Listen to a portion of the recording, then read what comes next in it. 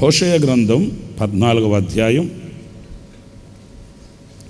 హోషేయ గ్రంథం 14వ అధ్యాయం 8వ వాక్యాన్ని చదివితే ఆఖరిలో ఉన్న మాటల్ని నేను చదువుతాను. అదేంటంటే, నా వలననే నీకు ఫలము కలుగును. హల్లెలూయా! గట్టిగా చప్పట్లు కొట్టండి. ఓహో ఓహో, హల్లెలూయా! స్తోత్ర. నా వలననే నీకు ఫలము కలుగును. ఇది చాలా శ్రేష్టమైన మాట.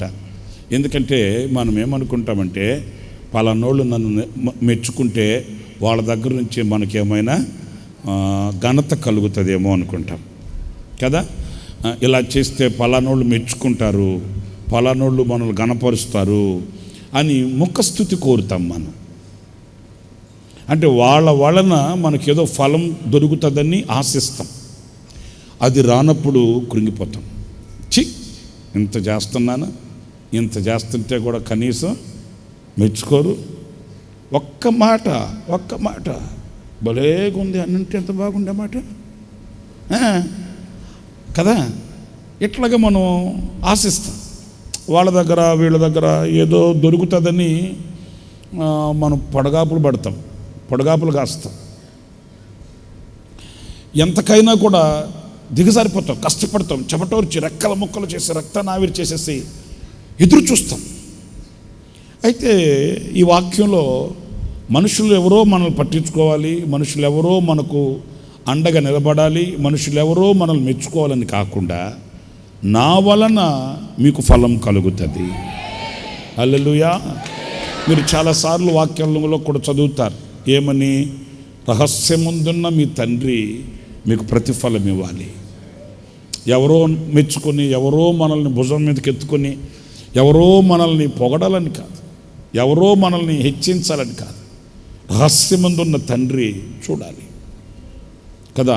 ఆయన మనకు ప్రతిఫలం ఇవ్వాలి, ఆయన మనకు అండగా నిలబడాలి. ఇది మన గుండెల్లో ఎప్పుడు కూడా తొలగిపోని ఒక మర్మమై ఉండాలి. ఎప్పుడు మనం కృంగిపోయి, బలహీనపడిపోయి, విసిగిపోయి, ఆ బాధ్యతలు విస్మరించి అలా ఉండకూడదండి. నా దేవుడు చూస్తున్నాడు. నా మట్టుకు నేను ఒక చిన్న సాక్షిగా చెప్పగలను. ఈ విషయంలో మాత్రం ఎప్పుడు నేను ఒకరు మెచ్చుకోవాలి, ఒకరు అని ఎప్పుడు అనుకోను. దేవుని మీద ఆధారపడతాను. నా చిన్న అనుభవం చెప్పాలంటే, నా దేవుని యొక్క కృప నా ఎడల ఎప్పుడు నిలిచి ఉండాలని ప్రార్థించుకుంటాను. ఆ రీతిగానే నా దేవుడే, ఆయన తన చేతిని ఎప్పుడు కూడా నాకు దూరం చేసిన వాడు కాదు. నాకే కాదు, మీకు కూడా అంతే, మీకు కూడా అంతే. విశ్వాస జీవితంలో కొన్ని పోరాటాలు మనకు వస్తాయి. విశ్వాస జీవితంలో కొన్ని అలజడులు మన ఎదుట నిలుస్తాయి. విశ్వాస జీవితంలో కొన్ని ఆటుపోటులు మనల్ని ఎదిరిస్తాయి. కుటుంబాలలోని వ్యతిరేకతలు మొలుస్తాయి. ఎక్కడో ఉండవు. నువ్వు దేవుని మందిరికి రావాలంటే, బాప్తిసం తీసుకోవాలంటే, భక్తిగా బ్రతకాలంటే, ఉపవాసం ఉండాలంటే, ఇలాంటి ఆధ్యాత్మికమైన వాటికి పోరాటాలే ఉంటాయి. వింటున్నారని చెప్పిన మాట, పోరాటాలే ఉంటాయి. మీకొక విషయం కూడా నేను మీకు జ్ఞాపకం చేయాలంటే, యేసు ప్రభుని బంధించి, యేసు ప్రభుని సంకెళ్ళతో కట్టి తీసుకెళ్ళాలని ఎక్కడికి వచ్చారు సైనికులు? ఎక్కడికి వచ్చారు? ఆయన గెత్సేమనిలో ప్రార్థనలో ఉన్నప్పుడు, ఆయన ప్రార్థన చేసుకోవడానికే కదా గెత్సేమనికి వెళ్ళింది. చెట్టు కింద చల్లగాలికి నిద్రపోవడానికి వెళ్ళాడా? చెట్టు కింద కాళ్ళు జాపుకొని కూర్చోవడానికి వెళ్ళాడా? ప్రార్థన చేసుకుందామని గెత్సేమనికి వెళితే అక్కడికి వచ్చారు. అంటే పోరాటాలు ఎక్కడ ఎదుర్కొంటాయో తెలుసా మనల్ని?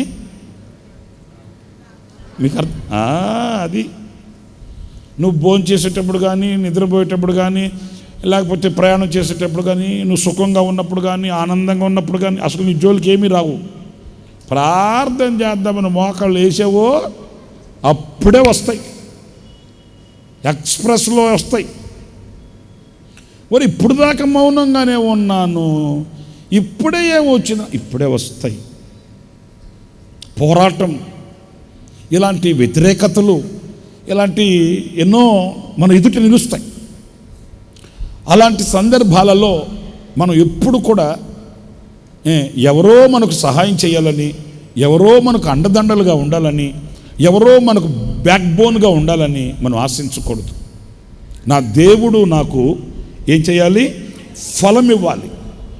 ఈ శ్రమ నేను అనుభవించాలి, ఈ కన్నీళ్లు నేను చూడాలి, ఈ ఇరుకైన మార్గంలో నేను నడవాలి, నా దేవుని కొరకై నేను బ్రతకాలి, నా దేవుని కొరకై నేను ప్రతిష్ఠించబడాలి, నా దేవుని కొరకై నేను ఈ శ్రమలు సహించుటకు నేను పిలువబడిన వాడిని, ఈ శ్రమలు అనుభవించడానికి నేను ఏర్పరచబడిన వాడిని. నాకు ఆయన ప్రతిఫలం ఇచ్చునుగాక, ఆయన నన్ను మెచ్చుకొనుగాక. ఆయన మూలాన కలిగే ఆ ప్రతిఫలాన్ని మనం ఆశిస్తే ఆయన మూలంగా కలిగేది ఎలా ఉంటుంది? మీరు సామెతల గ్రంథం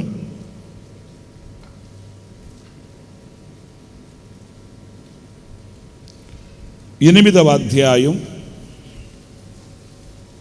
సామెతల గ్రంథం 8వ అధ్యాయం 19వ వాక్యం చదువుతారు చూడండి. మేలిమి బంగారము కంటెను అపరంజి కంటెను నా వలన కలుగు ఫలము మంచిది. ప్రశస్తమైన వెండి కంటే నా వలన కలుగు వచ్చుబడి దొడ్డది. ఇదిగో ఇదే ఈరోజు నేను మీతో చెప్పాలి. నా వలన కలుగు వచ్చుబడి అంటే ఆదాయం, రాబడి. మనకి ఎవరి మూలంగా కలగాలి? ఎవరి మూలంగా రావాలి? మనుషులు ఇస్తే ఎంత ఇస్తారు? మనుషులు చేస్తే ఎంత చేస్తారు? నేను గతంలో కూడా మీకు ఒకసారి గుర్తుందో లేదో నేను చెప్పినవి నాకు బాగా గుర్తున్నాయి. నేను చెప్పినవి విన్న మీకు ఏం గుర్తుందో నాకు తెలియదు. గతంలో కూడా చెప్పాను. ప్రార్థన చేయించుకోవడానికి వస్తే ఆడిని చాక్లెట్లు డబ్బా ఆడబెట్టి తీసుకోరా అంటే నువ్వు అంకులు అంటాడు. ఆడు తక్కువైనాడు కదా పొట్టోడు. ఒరే తీసుకోరా, నేను ఇచ్చేది ఏంటి, మరలా తీసుకోరా అంటే నువ్వు అంకులు. ఒరే పర్లేదురా, నేనేమనుకోను, తీసుకోరా. కాదులా అంకులు నువ్వు. ఆడు సంగతి ఏంటి? వాడు తీసుకుంటే అది సంగతి. ఆడు మొహమాటం కన్నా ఒకటే తీసుకోవాలాడు. అదే నేనిస్తే అది. మరి దేవుని మూలముగా మనకు వచ్చుబడి, దేవుని మూలముగా వచ్చే రాబడి, దేవుని మూలముగా కలిగే ఆ దీవెన ఎలా ఉంటుంది? మరి అది ఎరిగిన వాడే కదా అబ్రహాము, అది ఎరిగిన వాడే కదా విశ్వాసం వీరుడు. ఏమన్నాడు? నీవిచ్చే ఆస్తితో నేను పెద్దవాడిని కావాల్సిన అవసరం లేదు, నీ సహాయ సహకారాలతో నేను బ్రతకాల్సిన అవసరం లేదు. నువ్వేదో దయాదాక్షణ్యాలతో అలాగ దుమ్ము దులిపి ఇదిగో తీసుకెళ్ళు, ఇదిగో బతుకుపో, ఇదిగో పండగ చేసుకోవా, ఇదిగో పిల్లలకు ఫీజు కట్టుకోవా, ఇదిగో ఇంటికి అద్దె కట్టుకోవా, ఇదిగో వ్యాపారానికి పెట్టుబడి పెట్టుకోవా. నువ్వేమి నాకు చేతులు జాడించి ఇయ్యాల్సిన అవసరం ఏం లేదు. సర్వోన్నతుడైన దేవుడు నన్ను దీవించుగాక. హల్లెలూయా. ఆ సర్వోన్నతుడైన దేవుడే నన్ను ఆశీర్వదిస్తే నా వలన నా దేవుడు మహిమపరచబడును గాక, నా మూలాన నా దేవుడు ఘనపరచబడును గాక. నేను స్తుతించగలిగితే ఒక్కనే స్తుతించగలగాలి, నేను ఆరాధించగలిగితే ఒక్కనే నేను ఆరాధించాలి, నేను మహిమపరిస్తే ఆ మహిమ ఒక్కనికే చెందాలి. ఆ మహిమకు పాత్రుడు ఒక్కడే, నేను ఆరాధించుచున్న దేవుడు. హల్లెలూయా. నా ప్రియమైన దేవుని బిడ్డలారా, అందుకే ఏది ముట్టుకోలేదు, ఏది పట్టుకోలేదు, చెప్పుల వారు కూడా అవసరం లేదు, అసలు దాని వాసనే నాకు అవసరం లేదు, తీసుకెళ్ళమ్మా అన్నాడు. మనమైతే అట్లా అంటామా? చెప్పండి, అట్లా అంటామా? ఇంటికి వెళ్ళి భర్తతో గొడవ వేసుకుంటాం. ఏమని? పనికి వాళ్ళని బుద్ధి కాకపోతే, పేనాసం పను కాకపోతే. దేవుడు ఇచ్చిన తర్వాత తీసుకోకుండా వస్తాడు ఎవరన్నా? పేనాసము కావడం, నిద్ర మొహమాడా, చపాతి మొహమా? తీసుకొచ్చుకోకూడదు. మనకు కాకపోయినా పిల్లలకల్లా ఉంటుంది కదా. నేను చూడు, ఒకటి చేతిలో పట్టుకున్నా, ఒకటి బ్యాగులో వేసుకున్నాను. మనకి ఎందుకులేయ్యా, దేవుడు మనకి ఇచ్చింది చాలే, మన కష్టార్జితం మనం మన పిల్లలు తింటే చాలే, మనమేమి ఆస్తులు కూడగట్టుకొని మనమేమి హిమాలయ పర్వతాలను కరగదీయాల్సిన అవసరం లేదు కదా, ఎంతకాలం బతుకుతాము, బతికిన 4 రోజుల్లో కడుపుకి తక్కువ కాకుండా కట్టుకోవడానికి తక్కువ లేకుండా, అంతే కదండి. ఒకరి దగ్గరికి వెళ్ళి చేయి చాపి బ్రతకకుండా తగు మాత్రం అనుకుంటే సరిపోద్ది కదా, ఏం కంగారేంలే, నువ్వేం అట్లా అనుకోవద్దు, చాలు మనకిచ్చిన స్తోమత చాలు. ఎంతమంది గుండెల్లో ఇలాంటి సంతృప్తి ఉంటుంది మీరు చెప్పండి?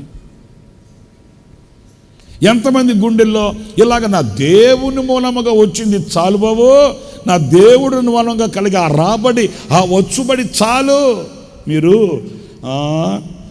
దినవృత్తాంతాల మొదటి గ్రంథం 29వ అధ్యాయం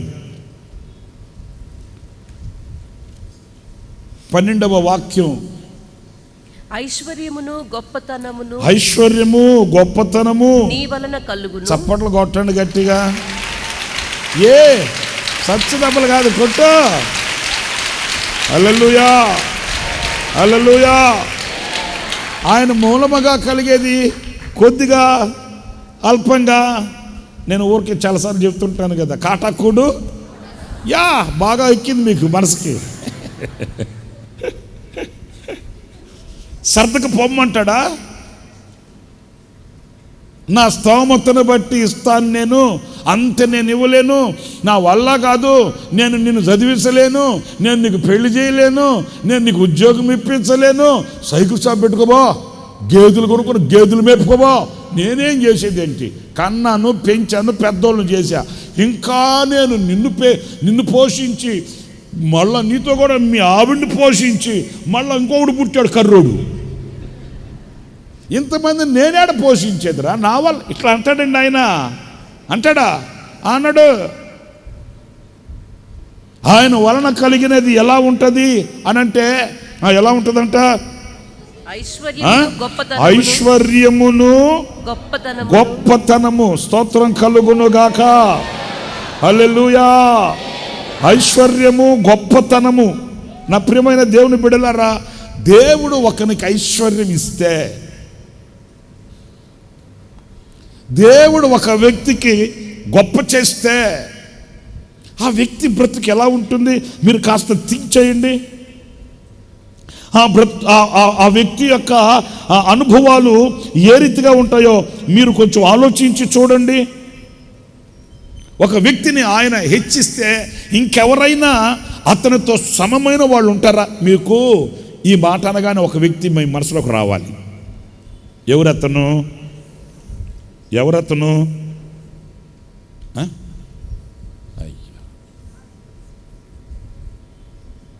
అతని వంటి వాడు లేడు. అశోకుడా? ఆడవుడు అశోకుడు కాదు. ఎవరు? మీరు అక్కడికి వస్తారు, నాకు తెలుసు, ఎంతసేపటికి ఆ యోబు మీద పడి వస్తారు. నేను చెప్పేది సొలొమోను గురించి. సొలొమోను గురించి ఏమన్నాడు?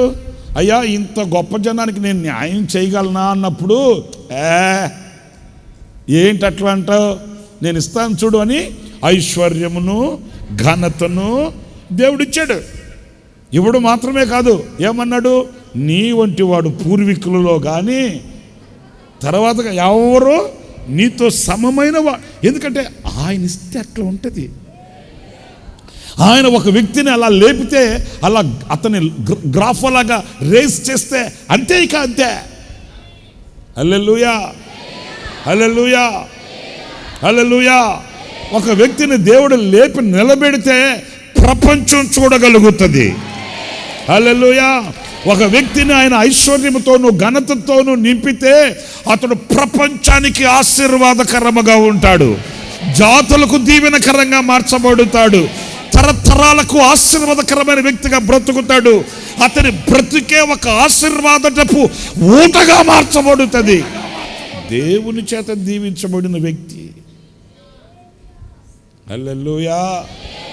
మరి మీరు దేవుని మూలముగా ఆ వచ్చుబడి, దేవుని వలన కలిగే ఆ వచ్చుబడి రాబడి ఆ లాభాన్ని కోరుతారా? మనుషుల వైపు చూస్తారా? అధికారుల వైపు చూస్తారా? ప్రభుత్వాల వైపు చూస్తారా? నచ్చి మెచ్చిన వాళ్ళ వలన ఏదో కలగాలని కాంక్షతో కళ్ళు తెరిచి చూస్తాడా?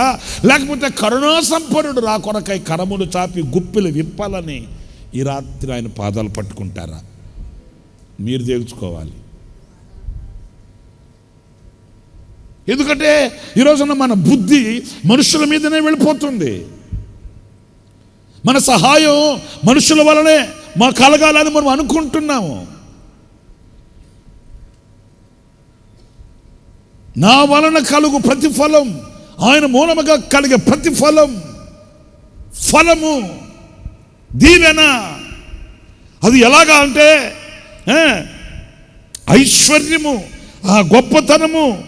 ఇంకా ఆ మాటలో మనం చదివితే, నీవు సమస్తమును ఏలువాడవు, బలమును పరాక్రమమును నీ దానములు హెచ్చించువాడవును, అందరికీ బలమిచ్చువాడవును. చప్పట్లు కొడితే బాగుంటుంది, దేవునికి మహిమ కలుగుతుంది. హల్లెలూయా, గట్టిగా కొట్టు, స్తోత్రం, హల్లెలూయా. ఆయన మూలముగా కలిగేవంటండి బలము పరాక్రమము, హెచ్చించు బలం. ఇంకా ఏంటది? అందరికీ, కొందరికా అందరికా? ఇప్పుడు ఇక్కడ కూడి ఉన్న ఈ మాటలు వింటున్న వారందరికా లేకపోతే కొందరికా? మనకు కాదులేమ్మా, వాళ్ళు ఎవరో తెల్ల బట్టలు వేసుకున్న వాళ్ళకంటే మనం బోధంప కాదే, అందరికీ. మీరు ఆశించాలనే కానీ, మీరు కోరుకున్న వాళ్ళనే కానీ, మీరు ప్రార్థించాలనే కానీ, ఈ రాత్రి నిజమే ప్రభువా మనుషుల మీదకి వెళుతున్న ఈ దృష్టిని త్రిప్పునైనా నీ. నాకు ఇప్పుడే ఒకటి గుర్తొచ్చింది చెప్పనా? యేసన్న గారు ఒక మీటింగ్కి నుంచి వస్తూ ఉన్నాడంట. మీటింగ్ ముగించుకొని, ఆ రాత్రి మీటింగ్ ముగించుకొని వస్తుంటే ఆ మధ్యాహ్నానికి బాగా ఆకలిగా ఉందంట. సరే, చేతిలో చిల్లు కావ లేదు, డబ్బులు లేవు. సరే ఏం చేశాడు? ఆకలి తట్టుకొని మామూలేక ఏం చేస్తాం, తప్పదు కదా అని వస్తున్నప్పుడు ఎందుకో ఒక ఊరు దాడుతున్నప్పుడు గుర్తొచ్చి, అరే ఈ ఊర్లో ఆ మా అమ్మ ఉంది కదా, ముసలమ్మ తల్లి, ఎప్పుడు వచ్చినా నాయన అచ్చ నా కొడుకులాగే ఉన్నావు నాయన, నువ్వు ఇది నీ ఇల్లు అనుకో, ఎప్పుడైనా ఈ దారిని వెళ్ళేటప్పుడు వచ్చి కడుపు నిండా భోంచేసి ఇల్లు నాయన ఒక చిన్న ప్రార్థన చేసి వెళ్ళయ్యా నాయన, ఇది నీ ఇల్లు అయ్యా ఇదే అనుకో నువ్వు అంటుంటుంది కదా. అరే ఒక పని చేద్దామా, అయ్యో అనవసరంగా టికెట్ తీసేసుకున్నానే, సరేలే పోనీలే. ఎందుకంటే ఆమె ఎప్పుడు ప్రార్థన చేసినా కూడా, ప్రార్థన చేయించుకున్నా కానీ ఒట్టి చేతులతో పంపించేది కాదు, ఏదో కాస్త కోస్త కానికిస్తుంది. ఎప్పుడు ఆమె ఒట్టి చేతులతో నన్ను పంపించలే. టికెట్ తీసేసుకున్నా, చేతులు ఏమి లేదు, కరెక్టే, దిగేద్దాం, ఏమైంది, వెళ్ళి ఆమె కొంచెం భోజనం పెట్టి తిని చిన్న ప్రార్థన చేసేసి వద్దాం అని ఆశగా బస్ స్టాండ్లో దిగి ఉసూరుమంట ఆ ఇంటికి వెళితే ఇంత పెద్ద తాళపు కప్ప వేసి ఉందంట. ఇంత పెద్ద తాళపు కప్ప.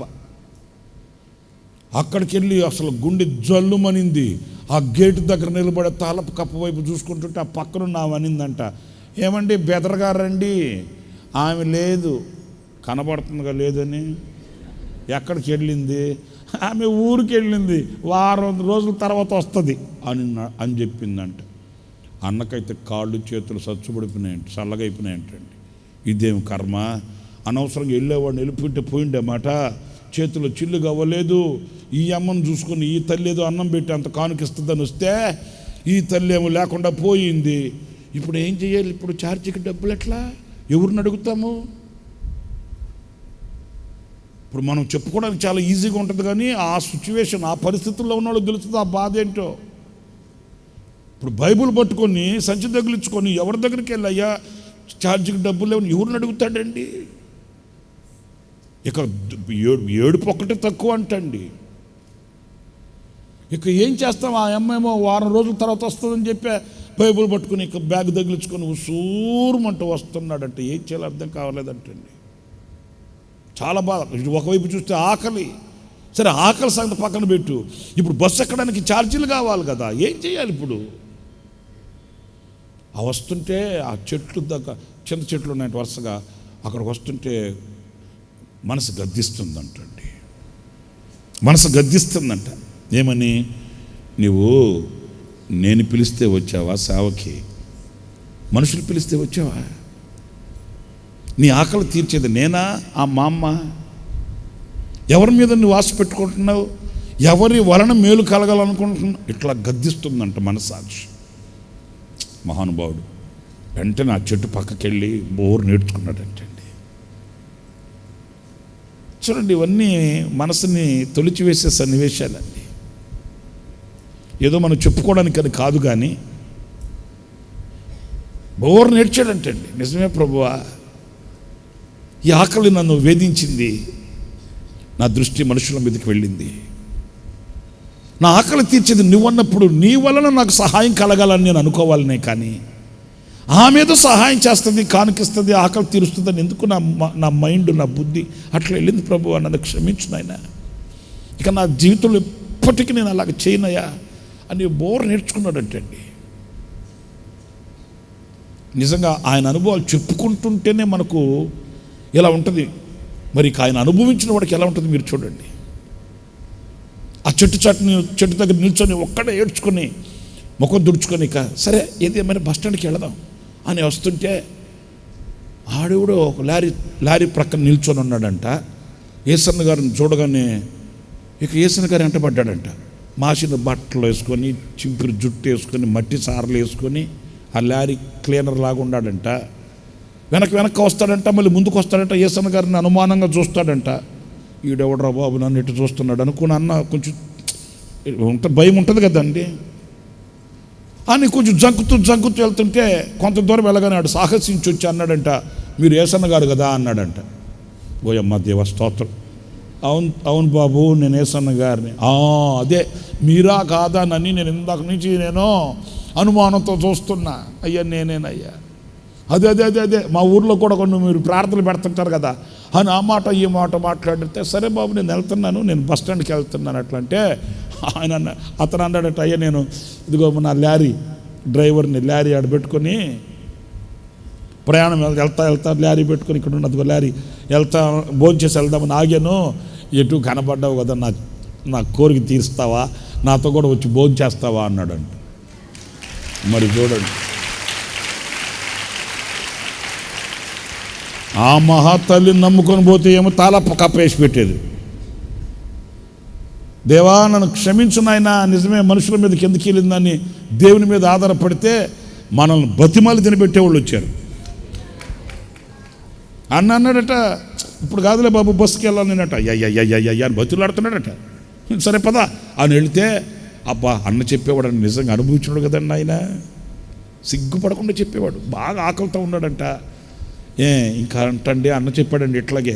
ఇక ఆ లారీ డ్రైవరు అతను తింటున్నాడంట, అన్న తింటున్నాడంట, ఆడ తింటున్నాడంట, ఇద్దరు పోటీల మీద తిన్నారంట.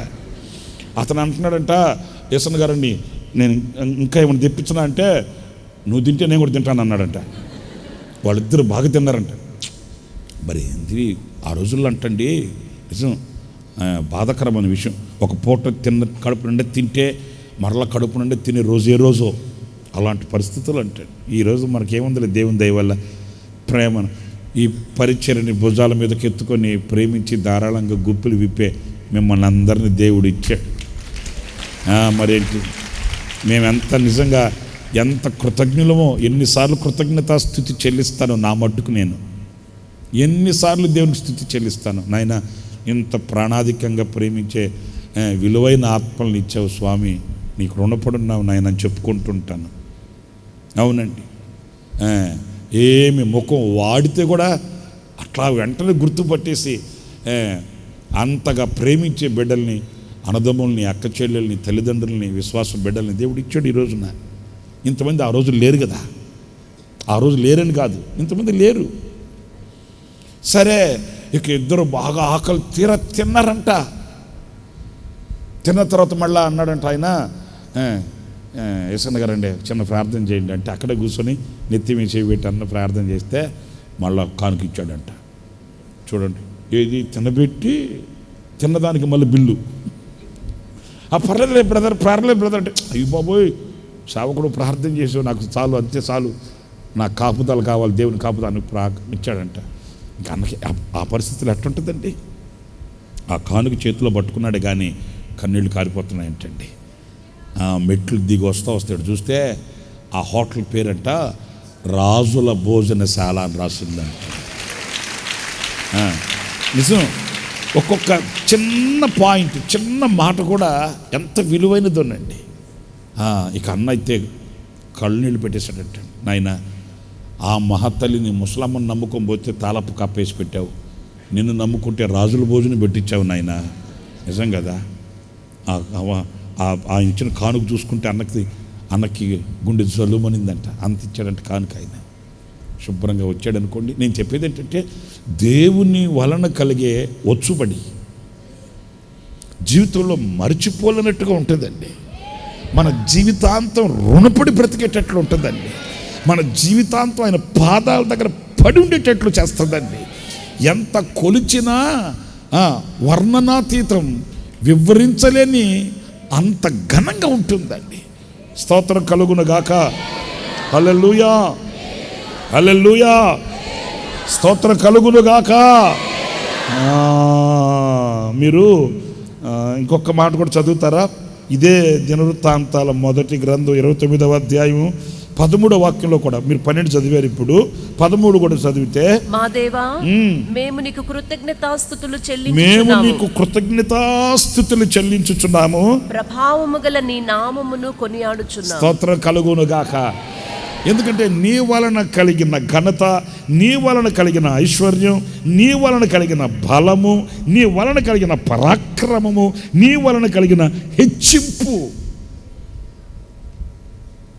ఇన్ని మేము అనుభవించిన తర్వాత, నా దేవా, మేము మీకు కృతజ్ఞతాస్తుతి చెల్లించకుండా ఎలా ఉండగలమయ్యా? ఈ రాత్రి నేను చెప్పే మొదటి మాట ఏంటంటే, ఆయన వలన వచ్చు ఏంటది? వచ్చుబడి అంటే రాబడి, మేలు, దీవెన దొడ్డది. హల్లెలూయా. ఎలాంటిది? గడ్డిది కాదు, దొడ్డది అంటే గొప్పది. ఆమేన్. రైట్. ఇంకొక మాట కూడా చెప్తా. ఆ మాట కూడా ఏంటంటే, సామెతల గ్రంథం 9వ అధ్యాయం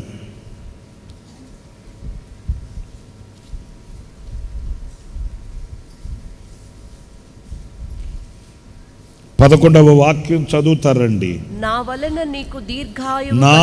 వలన నీకు దీర్ఘాయువు కలుగును. స్తోత్రం. గట్టిగా చెప్పండి, స్తోత్రం. మొదటిదేమో ఆయన వలన వచ్చుబడి దొడ్డది, రెండవదేమో ఆయన వలన కలుగు దీర్ఘాయువు. ఏ ఆయువు చెప్పండి? సరే కానీ ఒక 50,000 ఇస్తాను, నాకు 1 కేజీ దీర్ఘాయువు ఇస్తారా? మీరు ఇస్తారా? ఎక్కడ దొరకదు, ఏ కోట్లో దొరకదు, ఏ సూపర్ స్పెషాలిటీలో దొరకదు. నేను మొన్న మన సహోదరుడు చెప్తుంటే విన్నాను. హాస్పిటల్లో డాక్టర్ గారు ఇంకొక పేషెంట్కి మత్తు ఇంజక్షన్ ఇస్తూ డాక్టర్ గారికి స్ట్రోక్ వచ్చి పడిపోయి చచ్చిపోయాడు. నిజం. ఎక్కడ? విజయవాడలోనే. ఈ డాక్టర్ గారు ఆ పేషెంట్కి మత్తు ఇంజక్షన్ ఇస్తూ అలాగే కుప్పకూలిపోయాడు. ఎవరు మాట్లాడండి? ఏమైందని పేషెంట్ సంగతి పక్కన పెట్టండి. డాక్టర్ గారిని మంచం మీద పడుకోబెట్టి అదేదో సిపిఆర్ ఇది అంటారు కదా, సిపిఆర్నా, అదేదో చేసినా కూడా ప్రయోజనం లేకుండా పోయిందంట, చనిపోయాడంట. ఈ మాట నేను ఎందుకు మీతో చెప్తున్నానంటే, ఆయుష్ అనేది ఎవరి దగ్గర ఖచ్చితంగా చెప్పండి, ఎవరి దగ్గర లేదు. దీర్ఘాయువు. స్తోత్రం కలుగుగాక. హల్లెలూయా. ఈ మధ్య నేను విన్నాను, టెక్నాలజీ పెరిగి ఒక అనౌన్స్మెంట్ చేశారు. రాబోయే రోజుల్లోనంట చెప్పండి, నో ప్రాబ్లం. ఏంటి? మరణం లేకుండా 150, 200 సంవత్సరాలు బ్రతికేటట్టు చేస్తారంట. నిజం నేను చెప్పేది. 200, 150 సంవత్సరాలు ఉండేటట్లు చేస్తారు. అట్లంటే దానికి వెంటనే ఇంకొక కౌంటరు, ఇంకొక ఏమంటారు వాళ్ళని,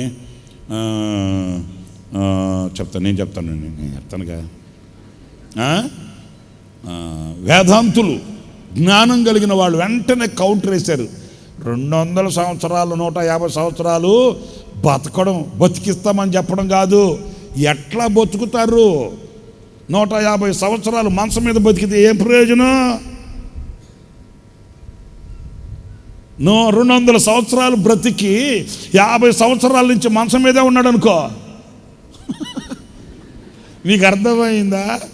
150 సంవత్సరాలు బ్రతకడం, 200 సంవత్సరాలు బ్రతకడం కాదు ఇప్పుడు కావాల్సింది. ఈ 150 సంవత్సరాలు, 200 సంవత్సరాలు ఆరోగ్యకరంగా బ్రతకగలమా? అరటి పండుకి ఇంజక్షన్ వేస్తుంటారు, మామిడి పండుకి ఇంజక్షన్ వేస్తుంటారు, వంకాయకి వంకాయ రా స్వామి, వంకాయ దాని బతుకెంత వంకాయ. ఏం కాయ? వంకాయ. దానికి ఇంజక్షన్ వేసి పండిస్తుంటారు. ఇంకేం ఆరోగ్యకరంగా ఉంటాం స్వామి?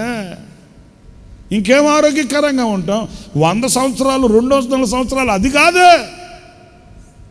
నేను అనేది. ఇక్కడ ఒకటే, దేవుడు ఆశీర్వదించి అనుగ్రహించనిదే ఎవ్వడు ఆయుష్ పెంచలేడు, ఎవడు ఆయుష్ ఇవ్వలేడు, ఎవని చేతికి ఎవని ఆయుష్ను ఇవ్వలేదు. జీవప్రదాత ఒకే ఒక్కడు. హల్లెలూయా, స్తోత్రం కలుగుగాక. జీవాధిపతి అయిన దేవుడు ఒక్కడే. ఆ ఆధిపత్యం, ఆ అధికారం ఎవనికి లేదు. ఆయుష్ నిమ్మని ఆయన అడిగితే ఆయన ఇస్తాడు. దేవా, నేను నీ సన్నిధిలో ఎలాగ బ్రతికాను ఒక్కసారి జ్ఞాపకం చేసుకోవా ప్లీజ్. ఇంతకు మించి ఇంకేమన్నా అన్నాడా? మహామిక్కిలుగా ప్రేమించుచున్న మా ప్రియ పరలోకపు తండ్రి, మహోన్నతుడా, సర్వోన్నతుడా, ఆశ్చర్యకరుడా. ఆ తర్వాత క్యాసెట్ పేరేంటి? క్యాసెట్ల పేర్లన్నీ చెప్పి ఆఖరిలో అయ్యో నాకు ఆయుష్ నిమ్మయ్యా ఇవన్నీ చెప్పేసరికి ఊపిరి పోద్ది. ఇవన్నీ చెప్పలే, షార్ట్ ప్రే చెప్పాలనుకున్నది. ఎందుకంటే సమయోచితమైన జ్ఞానం అది. ఎక్కడ ఎలా అడగాలి, ఎక్కడ ఎలా మాట్లాడాలి, ఎక్కడ ఎలా ప్రార్థన చేయాలి, సమయోచితమైన జ్ఞానం. 5 మంది వస్తామమ్మ ప్రార్థనకు అని చెప్పి 6 మంది వెళ్ళారంట. పాప మా తల్లి 5 మందికే చేసి పెట్టింది. పల్లెటూర్లు కదా, మనలాగా వాళ్ళు మిగిలింది సర్దిపెట్టులో పెట్టుకోరుగా. సర్దిపెట్టు అంటే మనకైతే మిగిలిందంతా సర్దిపెట్టులో పెట్టడం, మళ్ళీ వేడి చేసుకోవడం, తినడం, రోగాలు వచ్చి చచ్చేది అక్కడేగా. వాడు నలిపి వాల్ పోస్టులు వేసి మైదా చేసి పెట్టుంటాడు. దాన్ని ఆడుతా అంటది, మిగిలింది లోపల పెట్టు, మధ్యాహ్నం తింటావు. ఆ పాపం ఆ పల్లెటూరు వాళ్ళకి అవన్నీ తెలియదుగా. 5 మంది కంటే కరెక్ట్గా కొలతేస్తారు వాళ్ళు. మనలాగా దుబారా చేయరు, నాకు తెలుసు.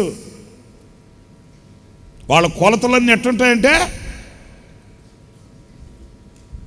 పచ్చిమిరపకాయలు పచ్చడి చేశారంటే వాళ్ళు పట్టే పిడికిలు కరెక్ట్గా కొలతేసినట్టు ఉంటుంది. పచ్చిమిరపకాయలు, చింతపండు, ఉప్పు వేసారంటే కొలతేసినట్టుగా వాళ్ళు రోట్లో వేసేటట్టు దంచి బాగా నోరు ఊరుతుందిరా స్వామి. అట్లా దంచి పెడతారు అన్నం. ఎట్టుంటుంది అసలు? ఎట్టుంటుంది? సప్పగా ఉంటుందా? మనం చేస్తే సప్పగా ఉంటుంది. అసలు ఒక్కోసారి ఇది చట్నీ, ఇది పచ్చడా, లేకపోతే ఇంకొకటి ఏమన్నానా, వాళ్ళు ఏలియన్స్ ఏమైనా తీసుకొచ్చి పెట్టారేమో అనిపిస్తుంటుంది మనకు. వాళ్ళు అట్లా కాదు, వాళ్ళు పెద్ద కష్టపడరు. మనం చికాకు ఓ అమ్మ చిందర వందర చేసి జుట్టంతా ఎరబోసుకొని పాశు ముఖం వేసుకొని అబ్బో యేసయ్యా. వాళ్ళు అసలు ఏమి సింపుల్గా పల్లెటూరులో చూడండి, సింపుల్గా అంతే. 10 మందికైనా వాళ్ళు టక టేసి పక్కన పడేసి నిజం నేను చెప్పే మాట. మనకు 2-3 చేయాలంటే ఆ రోజు రణరంగం చేయడానికే పుట్టానా. అవన్నీ విన్న తర్వాత మనకి అసలు అన్నం కూడా తినబుద్ధి కాదు ఇక. నిజం, పల్లెటూరు వాళ్ళు అసలు ఏంటి. హల్లెలూయా. ఏంటి చెప్పరేంటి? హల్లెలూయా. గట్టిగా చెప్పండి, ఇంకొంచెం గట్టిగా చెప్పండి. ఇప్పుడు మనకు ఏమంటారంటే దాన్ని క్యాల్కులేట్ చేయగలిగిన అంటే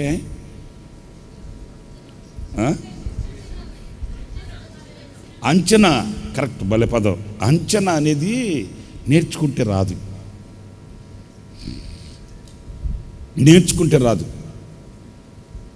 ఎలా వస్తుంది? ఒకటి అనుభవం. అప్పుడప్పుడే వచ్చి నువ్వు నేను అది చేస్తా ఇది చేస్తానంటే నువ్వు చేస్తే తినే దేవుడు. హల్లెలూయా చెప్పండి. హల్లెలూయా. సరే, షార్ట్ ప్రే. ఇప్పుడు 5 మంది వస్తానంటే ఆ అమ్మ 5 మందికే చేసి పెట్టింది. వీళ్ళేమో 6 మంది వెళ్ళారు. పాపం జ్ఞానం కలిగిన తల్లి ఏం చేసింది? 5 మందికి చేసింది, 6 మందికి సర్దింది. యేసన్న గారు చూస్తూనే ఉన్నాడంట. నేను కదా తప్పు చేసింది, 5 మంది అని చెప్పాను, మేము 6 మంది వచ్చాము, పనులే అనుకుంటే పాపం ఆమె సర్ది పెట్టి పల్లెటూరులో మీరు చూడండి, భోజనం పెట్టి ఇంకా అక్కడ ఉండరు. వాళ్ళు అలవాట్లు భోజనం వడ్డించి ఇంకా అక్కడ ఉండరు. వాళ్ళు అటు దూరంగా వెళ్ళిపోతారు, ఏదో పని పెట్టుకొని వెళ్ళిపోతారు. మనలాగా ఆడబెట్టి తిను పోలీసులు కూర్చుంటారు చూడు, ఇంకేం తింటావు అక్కడ. మరలా ఆ మొక్క వేసుకన్నా, ఇంకేం వేసుకుంటావు ఆ మొక్క వేసుకన్నా, ఆ పులుసు పోసుకో పోయమ్మా. దేవుడా, తినాలనుకున్న నోరు కూడా కొట్టుకొని రావడమే బయటికి. ఈ వడ్డేశ్వరంలో నాకు బాగా గుర్తు, ఇప్పుడు కాదులే, చాలా ఇంచుమించు 15 సంవత్సరాల క్రితం ఈ వడ్డేశ్వరంలో కోటానికి వెళ్తే, నేను గుంటూరుకి వెళ్ళి అన్నున్నారు అప్పుడు. గుంటూరుకి వెళ్ళి పని చూసుకొని ఆకలితో వచ్చా. డైరెక్ట్గా నేను మీటింగ్కి వచ్చా, గుర్తొచ్చింది చెప్తా. సరే, నన్ను కోటానికి వెళ్ళా వడ్డేశ్వరంలో. సరే, కోటానికి వెళ్ళాను, బాగా ఆకలిగా ఉంది. నేను వేరే విధంగా కాదు కానీ మంచి పనిలో వచ్చాను. మధ్యాహ్నం కూడా భోజనం చేయలేదు, పని మీద అన్నున్నాడు, వర్క్ చూసుకొని ఆడ ఉడిగా వచ్చా. సరే వచ్చాను, పాట పాడి వాకింగ్ చెప్పి అంత అయిపోయింది. మీటింగ్ పెట్టించుకున్న అన్నారు, అన్న భోజనం చేశారు అన్న అంటే, నేను వెంటనే వాళ్ళ నోట్లో వండుకున్నాను. ఎక్కడా అన్న? ఇంట్లో అన్నా, రాన్నా అని చెప్పి తీసుకెళ్ళి కూర్చోబెట్టారు. నిజం చెప్తున్నానండి, కూర్చొని ఆకలిగా ఉంది. అప్పటికే నేను సరే పెట్టారు. పళ్ళు మీకు పోతే నేను అన్నాను, వద్దులే, అరిటాకులు ఉన్నాయి అక్కడ, ఇష్టంగా తిందామని అరిటాకు పెట్టి అది ఇట్లాగే అన్నాను. అరిటాకు వేశారు, భోజనం పెట్టారు, దోసకాయ పచ్చడి, పచ్చిమిరపకాయలు, మీకు నోరు కొట్టాలి ఈరోజు. పచ్చిమిరపకాయలు, దోసకాయ పచ్చడి వేసింది. వేడి అన్నం అండి, నిజం వేడి అన్నము, దోసకాయ పచ్చడి వేస్తే అబ్బా కమ్మగా 2 ముద్దలు తిన్నా. ఆమె ఏం చేసిందో తెలుసా? అటు ఇటు తిరుగుతా వెంటనే ఇంట్లోనే ఆయన అక్కడే ఉన్నాడు, వాళ్ళ ఆయన అక్కడే ఉన్నాడు, వాళ్ళ అబ్బాయి అక్కడ ఉన్నాడు, వాళ్ళు వడ్డిస్తారుగా. ఇవేం చేసిందో తెలుసా? వచ్చి చూసి, అన్నా ఏంటన్నా ఇన్ని కూరలు చేసి పెడితే నువ్వు పచ్చడితో తింటావేంటన్నా అని ఇంత కప్పు ఏమంటారు మీరు, ఏమంటారు దాన్ని, ఇంత కూర గిన్నె నిండా చికెన్ తీసుకుని చట్ల గుమ్మరి చేసిందండి. ఏది? ఆ అన్నంలో ఇంత కూర గిన్నె నిండా చికెన్ తీసుకొచ్చి ఆ నూనె, ఆయిల్, అది మొత్తం గుమ్మరి తినన్నా. ఏంటి మీకోసం ఇంత చేస్తే మీరు పచ్చడి ఇంకేం తింటాం? పితా పుత్ర పవిత్రాత్మ నామమున, తండ్రి కుమార పరిశుద్ధాత్మ నామములో ఆమేన్. ఇంకంతే. మరేం తింటాం ఇంకా? ఆ ఆకు నిండా ఆయిల్, నూనె ఒక్కసారి ఆ కప్పు నిండా తీసుకొచ్చి పెట్టేస్తే నేను అన్నా చాలమ్మా, అన్న చాలమ్మా. ప్రేమ ఎక్కువైపోయింది. ప్రేమ పొంగిపోయి అరిటాకులోకి వచ్చేసిందమ్మ ప్రేమ. పిచ్చి పనులు.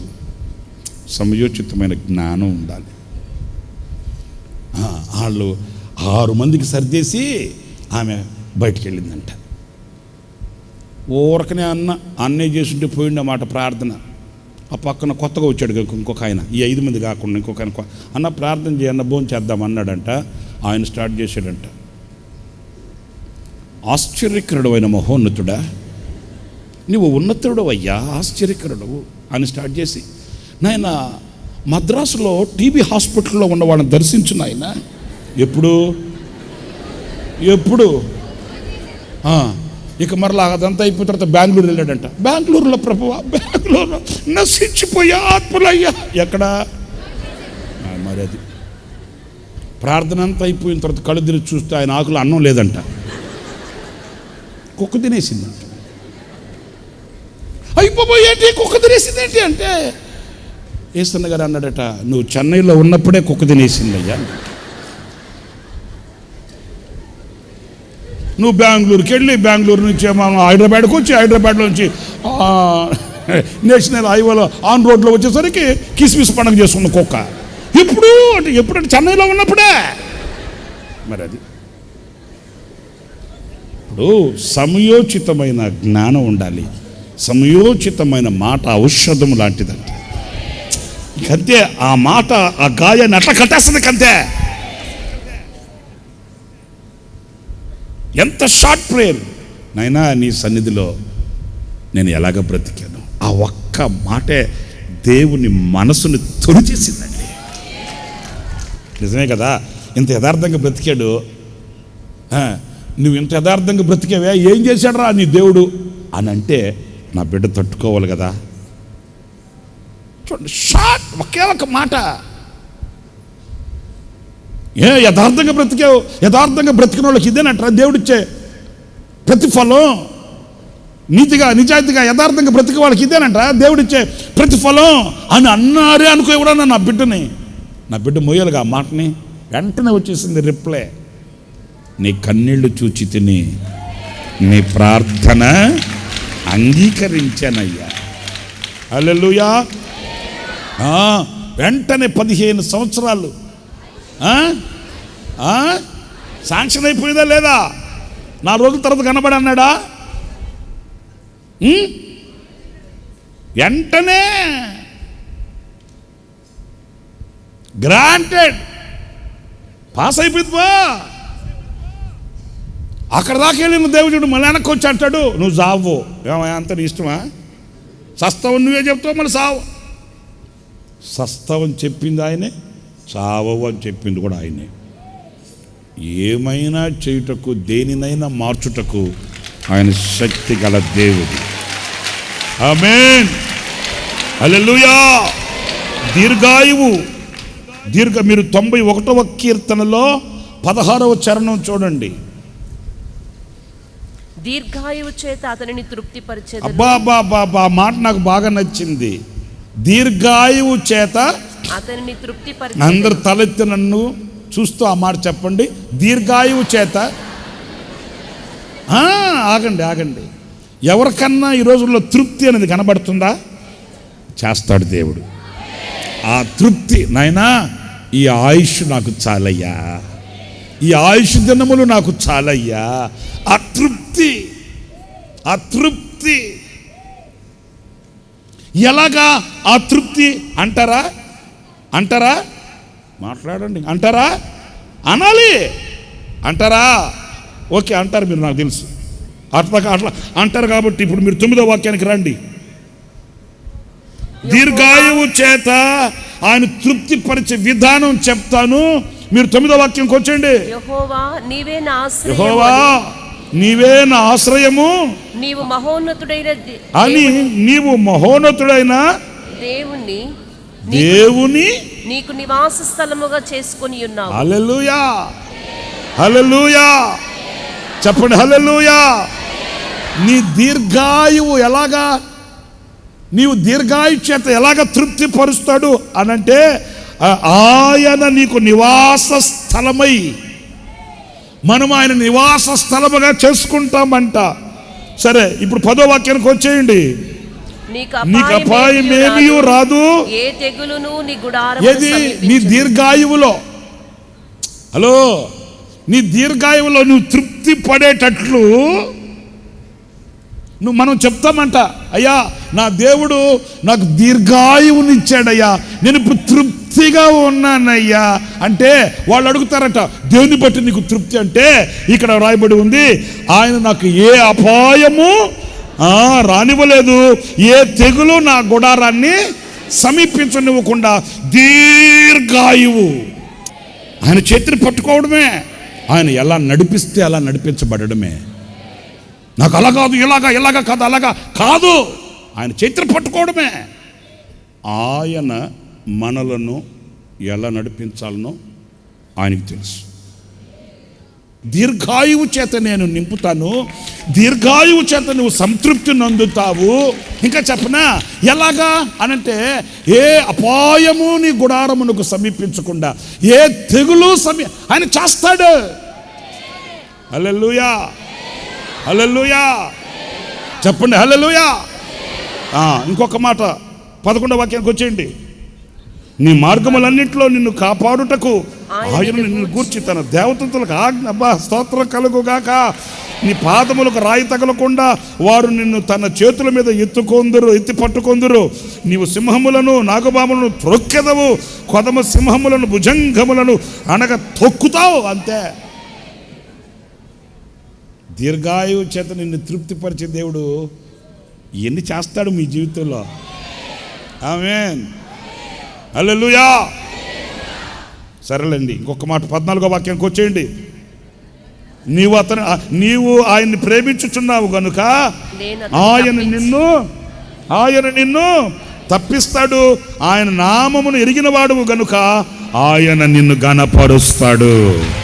స్తోత్రం కలుగునుగాక. హల్లెలూయా. నీవు ఆయనకు మొరపెట్టగా ఆయన నీకు ఉత్తరమిస్తాడు. నీ శ్రమ దినమున ఆయన నీకు తోడై. అదే ఇప్పుడు తృప్తి. దీర్ఘాయువు చేత తృప్తి. ఏంటి తృప్తి అనంటే, నా దేవుడు నన్ను తప్పించుకుంటూ వస్తున్నాడయ్యా, నా దేవుడు నన్ను కాపాడుకుంటూ వస్తున్నాడయ్యా, నా దేవుడు నన్ను గణపరుస్తున్నాడయ్యా, ఏ తెగులు, ఏ కీడు, ఏ దిగులు నా దరికి రానివ్వకుండా సాటిస్ఫాక్షన్, తృప్తి. ఎందుకంటే దీర్ఘాయువు అనేది ఆయన వలన కలుగున్నది కనుక. ఈ రాత్రి నేను మీతో చెప్పేది, ఆ దీర్ఘాయువు ఆయన వలన నీకు కలుగునుగాక. ఆమేన్. మనుషుల వలన కాదు, ఆయన వలన నీకు కలుగుగాక. 2 విషయాలు చెప్పాను. ఒకటేమో వచ్చుబడి, రెండేమో దీర్ఘాయువు. ఇంకో 10 నిమిషాలు ఉంది. 10 నిమిషాలు ఇంకొకరు చెప్పనా వద్దా? సామెతల గ్రంథం 8వ అధ్యాయం 15వ వాక్యం. నా వలన రాజులు ఏలుదురు. మీరు సామెతల గ్రంథం 8వ అధ్యాయం 15వ వాక్యంలో నా వలన రాజులు ఏలుదురు. స్తోత్రం చెప్పండి. అధికారులు న్యాయమును బట్టి పాలన చేయుదురు. స్తోత్రం చెప్పండి. ఎవరి వలన? 16వ వాక్యం కూడా, నా వలన అధిపతులను లోకములోని గనులైన న్యాయాధిపతులందరూ ప్రభుత్వము చేయుదురు. ఆమేన్, హల్లెలూయా. ఆయన వలనంట అధికారులైనా రాజులైనా వాళ్ళైనా వీళ్ళైనా ఏలుబడి చేయగలుగుతారంట ఆయన వలన. వాళ్ళకున్న రథాలు, రౌతులు, గుర్రాలు, ఈటెలు, డాళ్ళు, బాణాలు, సైన్యం ఆ రోజుల్లో. ఈ రోజుల్లోనైతే ఆటం బాంబు, ఇంకేం బాంబులు, అణుబాంబులు, ఇంకా గట్టిగా చెప్పు. మిసైల్స్. మీ దగ్గర లేవు మిసైల్స్, వీళ్ళ దగ్గర ఉన్నాయి. Okay, missiles. ఏవైనా ఏమున్నా ఎంతకాలం ఏంటి, ఎన్ని ఉంటాయి ఏంటి, ఎన్ని ఉంటాయి? అది కాదు, రాజులైనా అధికారులైనా నేను ఒక మాట చెప్పనా, అసలు ఇవన్నీ ఏమి లేకుండానే ఒక ఆయన పరిపాలనలోకి వెళ్ళిపోయాడు. ఆశ్చర్యకరంగా ఉన్నత స్థానంకి వెళ్ళిపోయాడు, పాలకునిగా నిలబడిపోయాడు. యోసేపు. దావీదన్న గొర్రెల కాపరి, మరి యోసేపు మరీ దారుణం కదా. యోసేపు అన్న కొంచెం అన్న కాపరి, ఆయన పరిస్థితి అన్న కొంచెం వేరు. మరీ నీల్ డౌన్, మరీ బాటం. పశువు నమ్మినట్టుగా అమ్మేశారండి యోసేపుని. తీసుకెళ్ళి చెరసాల్లో వేసేస్తే బాబోయ్ తలుసుకున్న దిక్కు లేదు. కనీసం దావీదు కన్నా అమ్మ నాన్న అన్న అన్నోళ్ళు గిన్నోళ్ళు ఉన్నారు. ఇది సరే, దావీదు పక్కన పెట్టండి. యోసేపు పరిస్థితి మరీ దారుణం కదా.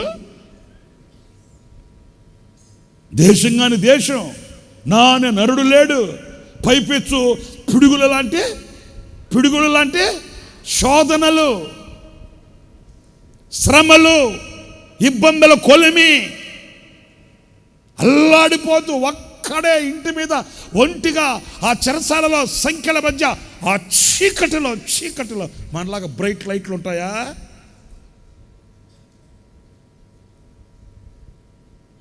మరి ఈ రోజున యోసేపుని అడగండి, యోసేపు నీ ఆజ్ఞ లేనిది ఎవడు కాలైనా చెయ్యైనా కదపకూడదు కదా, ఈ స్టేటస్కి నువ్వు ఎలాగొచ్చావు? నా దేవుని వలన, నా చదువు వలన కాదు, నా కులము వలన కాదు, నా టాలెంట్ వలన కాదు, నన్ను కన్న వాళ్ళ వలన కాదు, అసలు నా వాళ్ళే నన్ను నమ్మేసుకుంది. మరీ దారుణం కదా. మా అన్నోళ్ళే నన్ను నమ్మేసింది. మా అన్నోళ్ళే, ఎవరో బయటోళ్ళు కాదు, మా వాళ్ళే నన్ను అమితంగా ప్రేమిస్తున్నాను అన్నవాళ్లే, నా రక్తాన్ని పంచుకొని పుట్టిన వాళ్ళే. ఏం చెప్పుకోవాలి చెప్పు? మరి నీ వాళ్ళే నిన్ను నమ్ముకుంటే, నీకంటూ ఎవరు లేకపోతే, మరి ఈ స్థితికి నువ్వు ఎలాగ వచ్చావయ్యా? నిన్ను ప్రేమించేవాడు లేకపోతే, నేను ఆయనను ప్రేమించుచున్నాను గనుక ఆయన నన్ను హెచ్చించి ఆయన వలన ఈ స్థితికి నేను వచ్చా. ఈ రాత్రి నేను మీతో చెప్పే మాట ఏంటంటే, ఆయన వలన నీ స్థితి మారుగాక, ఆయన వలన నీ స్థానం మారుగాక, ఆయన వలన నీ భవిష్యత్తు ఆశీర్వాదకరంగా మలచబడునుగాక. హల్లెలూయా. ఆదికాండం 41వ అధ్యాయంలో చూడండి, అన్నమాట మంచి మాటలు ఉంటాయి. 41వ అధ్యాయం 41వ వాక్యం. మరియు ఫరో చూడుము ఐగుప్తు దేశం అంతటి మీద నిన్ను నియమించి ఉన్నాను. అందరు చెప్పండి, దేశమంతటి మీద. అందరు చెప్పండి, దేశమంతటి మీద నిన్ను నియమించి ఉన్నాను. ఇప్పుడు మీ ఇంట్లో 4 పిల్లలు, భార్య, భర్త, మొత్తం ఎంతమంది? 6 డజను. 6 డజను మంది, 6 డజన్ మంది ముందు బీరువా తాళాలు నీకు ఇచ్చి, రేపటి నుంచి నువ్వే మెయింటెనెన్స్ అన్నారు అనుకో, ఎట్లుంటుంది వ్యవహారం? నా తాళాలు వేరావా?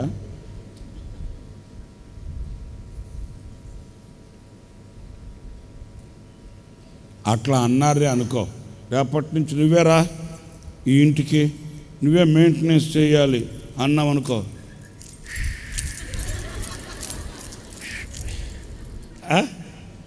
అమ్మ నిమ్మలంగా ఉంటారా?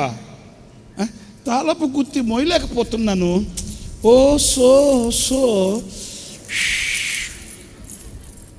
కదా. ఏది ఎంతమందినా, ఎంతమంది మీదకి ఈయన అధిపతి? ఆఫ్టర్ ఆల్ అరడజను, ఆఫ్టర్ ఆల్ అరడజను. మరి నీవు అరడజను మంది మీదనే అట్లా, అయ్యో బాబోయ్, దేశం మీద ఎవని వలన కలిగింది నీకు ఈ ఆధిక్యత? నువ్వు ఎన్ని డిగ్రీలు సంపాదిస్తే వచ్చింది నీకు ఈ ఆధిక్యత? ఎంత లంచాలు కడితే నీకు వచ్చింది ఆధిక్యత? అయ్యా బాబోయ్, ఇది నా వలన, మా వాళ్ళ వలన కలిగింది కాదు నాయనా, ఇది నా దేవుని వలన కలిగిన ఆశీర్వాదం, ఇది అధికారం, ఇది ఆమేన్. దేశం అంతటి మీద నిన్ను నియమించి ఉన్నానని యోసేపుతో చెప్పెను. 42వ వాక్యం. మరియు ఫరో తన చేతినున్న తన ఉంగరము తీసి యోసేపు చేతికి పెట్టి సన్నపు నార బట్టలు అతను, అయ్యా సన్నపు నార బట్టలు, లెనిన్ క్లాత్. ఏంటి? కోర క్లాత్? కోర క్లాత్ కాదు, స్పన్న కాదు. ఇంకేంటి? గార్డెన్ సిల్కా? పాలికాటనా? లెనిన్, సన్నపు నార వస్త్రం. ఎంత ఘనతో! మరేమో చీకట్లో కూర్చున్నప్పుడు ఒంటి మీద సొక్కాలేదు, సంఖ్యలతో ఆయన ఈడ్చుకుని వెళ్ళేటప్పుడు ఆయన ఒంటి మీద సరిగా బట్టలేదు. నాకు మనసుని ఆనందింపచేసిన విషయం ఏంటంటే, అతన్ని కొట్టినోళ్ళు ఉంటారే, అతన్ని జైలుకి ఈడ్చుకుని వెళ్ళి ఉంటారే, వాళ్ళు అతన్ని ఆ స్థానంలో చూసి ఎలా ఫీల్ అయ్యి ఉంటారు? మీరు ఒకసారి థింక్ చేయండి, కళ్ళ ముందుకు తీసుకొచ్చండి, ఆ సీన్ తీసుకొచ్చుకోండి. మొన్న అతన్ని వీపు మీద అని కొట్టారు కదా, వాళ్ళే ఇప్పుడు ఆయన దగ్గరికి వెళ్ళి అయ్యా అంటున్నారంటే ఎట్లా ఫీల్ ఎట్లుంటుందంటే, ఎవని వలన కలుగుతుంది ఇది? ఆయన వలన కలుగుతుంది. ఆయన ఒక్కడే సమర్థుడు. నా వలన కలుగు ఫలము. శ్రమలు అనుభవిస్తున్నావా? కన్నీళ్ళలో ఉన్నావా? ఇబ్బందుల్లో ఉన్నావా? నీ వాళ్ళే నిన్ను అర్థం చేసుకోవట్లేదా? నీ వాళ్ళే నిన్ను వీధిలో బజార్ పాలు చేసేస్తున్నారా? నీ వాళ్ళే నీ మీద విషపు చూపులు చూస్తున్నారా? సహించిన నిన్ను నా దేవుడు మర్చిపోడు. ఓర్చుకుని నిన్ను నా దేవుడు దాటిపోడు. తిట్టనివ్వండి, తిట్టేవాళ్ళు తిట్టనివ్వండి, విరుచుకు పడే వాళ్ళని విరుచుకు పడనివ్వండి, ఈర్ష్యని వెదజల్లే వాళ్ళని వెదజల్లనివ్వండి. ఆయన వలన కలుగు ఫలము గొప్పది. ఆయన వలన ఫలము కలుగు. ఓర్చుకో. నేను చెప్పట్లే. తిమోతికి రాసిన 2వ పత్రికలో 2వ అధ్యాయం 12వ వాక్యం. 2వ పత్రిక, తిమోతికి రాసిన పత్రిక 2:12. సహించిన వారమైతే ఆయనతో కూడా. ఎవరమండి? అందరు చెప్పండి, ఎవరమండి? విసుక్కున్న వాళ్ళమైతే అని రాస్తుందా? సణుక్కున్న వాళ్ళమైతే అని రాస్తుందా? చెప్పండి. లేదు, లేదు. ఏలుబడి చేస్తాం. మరి యోసేపు సహించే కదా, యోసేపు భరించే కదా, ఓర్చుకొని కదా, నేర్చుకొని కదా అక్కడికి వెళ్ళింది. హల్లెలూయా, హల్లెలూయా, హల్లెలూయా, హల్లెలూయా. అమ్మ కన్న కమ్మనైన ప్రేమయే నీవు, నాన్న కన్న మిల్నయైన ధైర్యమే నీవు, నాశయం నీవు, నా ఆశ్రయం నీవు, నా శిల్పివి నీవు, నా శిఖరమే నీవు.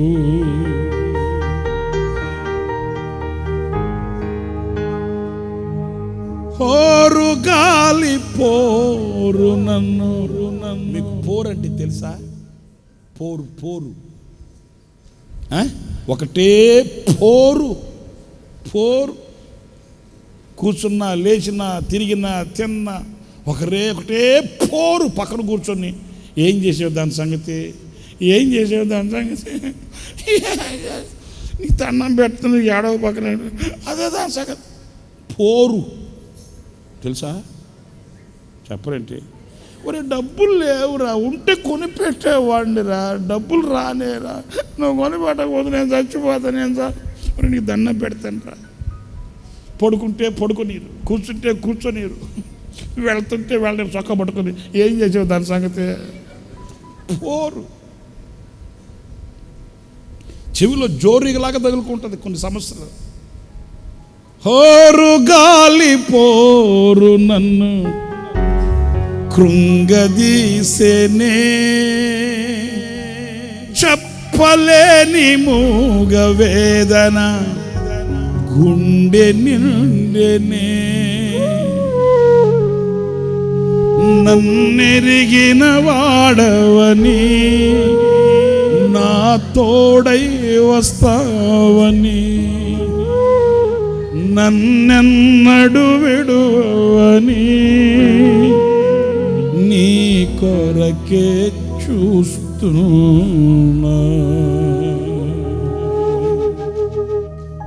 నన్నెరిగిన వాడని, నా తోడై వస్తావని,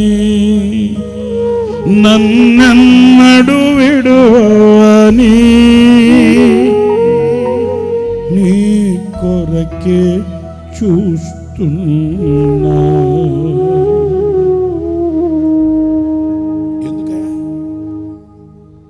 ఎందుకు ఆయన కొరకు చూసేది? ఆయన వలన కలిగే ఫలం నాకు కావాలి.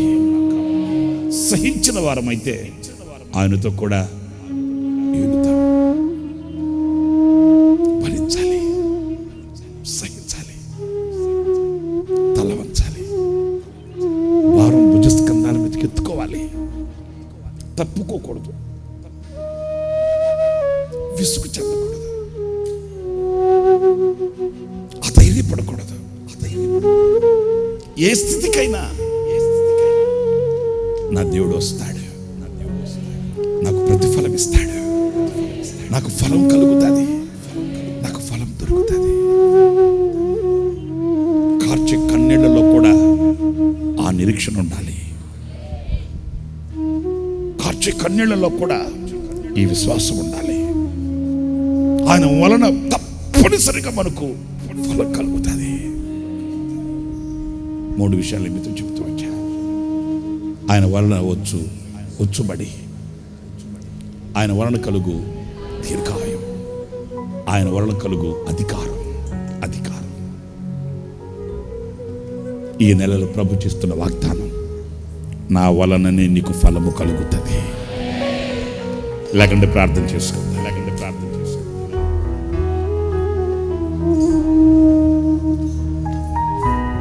అమ్మ కన్న కమ్మనైన ప్రేమయే నీవు, నాన్న కన్న మిల్నయే ధైర్యమే నీవు. అమ్మ కన్న కమ్మనైన ప్రేమయే నీవు, నాన్న కన్న మిల్నయైన ధైర్యమే నీవు. నాశయం నీవు, నాశ్రయం నీవు, నా శిల్పివి నీవు, నా శిఖరమే నీవు, నా ఆశయో నీవు, నా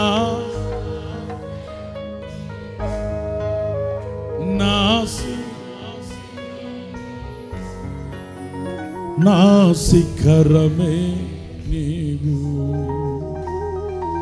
నన్నెరిగిన వాడవని, నా తోడై వస్తావని, నన్నెన్నడు విడువని, నీ కొరకే చూస్తున్నా, నీ కొరకే చూస్తున్నా, నీ కొరకే చూస్తున్నా, కొరకే చూస్తున్నా. యేసయ్యా, యేసయ్యా, యేసయ్యా, యేసయ్యా, యేసయ్యా, యేసయ్యా,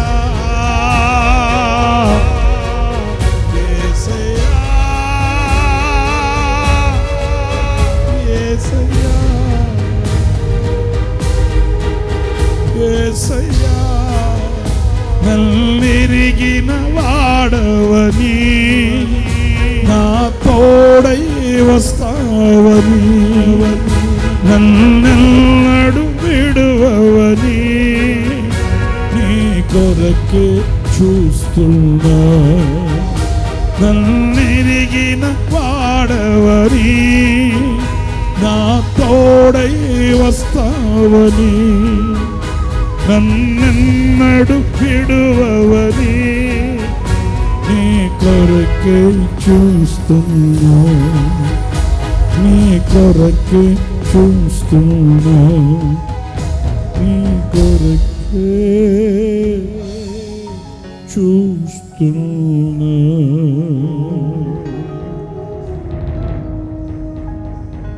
నీ కొరకే చూస్తున్నా.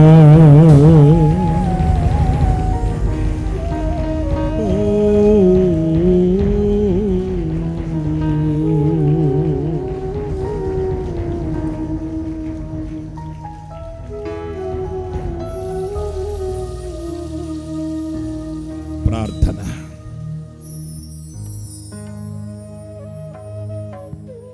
పరిశుద్ధుడైన తండ్రి, ఆశ్చర్యకరుడాని స్తోత్రాలు. గతించినటువంటి 7 మాసములు నీ కృపలో మమ్మల్ని దాచి భద్రపరిచి, మొదటి దినం వాగ్దాన సందేశ కూడికలో మమ్మల్ని సజీవ లెక్కలో నిలిపి, మీ సన్నిధిలో ఇలా మిమ్మల్ని స్తుతించి పాడి పొగడి మీ నామాన్ని కనపరచుటకు మహిమపరచుటకు మీరిచ్చినటువంటి భాగ్యం కొరకై, కృప కొరకై నీకు స్తోత్రములు చెల్లిస్తున్నాను.